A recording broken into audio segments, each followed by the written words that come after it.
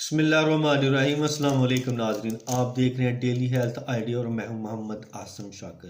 نزلہ، زکام، سر درد، چوٹ، موچ، کمر اور جوڑوں کا درد، نمونیا میں پسلیوں کا درد یا پسلی کا چھلنا، ٹھنڈک کے اثرات داڑھ کے درد میں بھی اکثیر کا درجہ رکھتی ہے۔ آج کا فارمولہ آپ کے سامنے پیش کی خدمت ہے۔ ہول شافی 7 اجوین 10 گرام، 7 پودینہ 10 گرام، 7 الائچی 10 گرام، کافور بیم سینی 20 گرام، روگنے یوکاپٹس 50 گرام، ویزلین سفید 250 گرام، موم سفید 60 گرام۔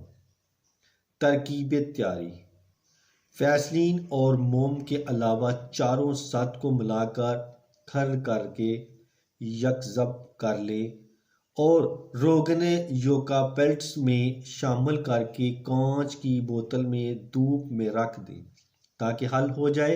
اس کے بعد ویزلین اور موم کی کڑاہی میں ڈال کر پگھلا کر کڑاہی کو نیچے اتار کے بوتل والے اجزاء شامل کر کے ہلا دیں اور گرم حالت میں ہی ڈبیاں میں بھر لیں۔